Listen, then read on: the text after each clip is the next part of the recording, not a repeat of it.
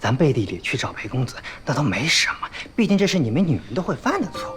可你倒是硬气点呀！啊，人家韩少君稍微知道点风吹草动，你哐当一下往地上一跪，你还拉着我一块，你太不争气了！哼！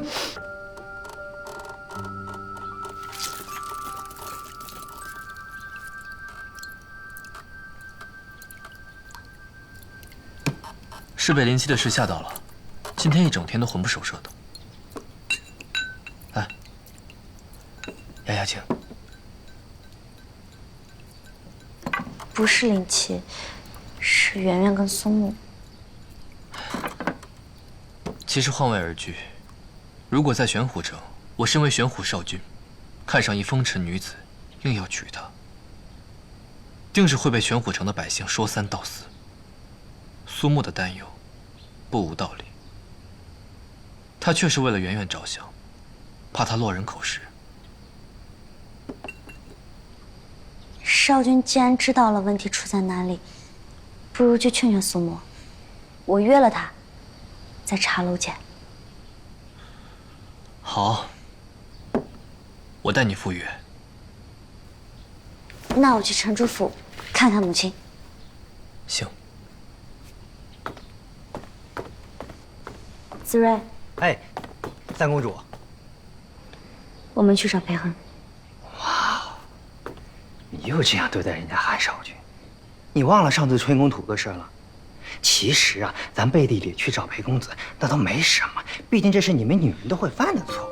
可你倒是硬气点呀！啊，人家韩少君稍微知道点风吹草动，你哐当一下往地上一跪，你还拉着我一块，你太不争气了！哼！腿软倒不是什么大事，只怕这次他不仅要骂我，还要提刀来砍我。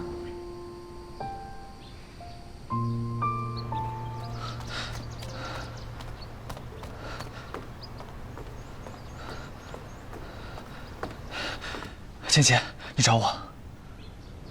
裴恒，我有一件事想求你帮忙。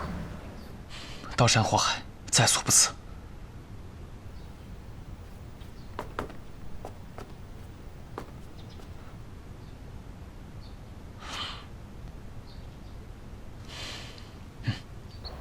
苏公子，久等了。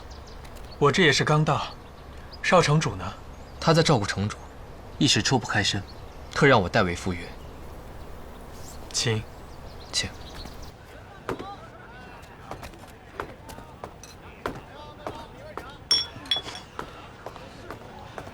啊！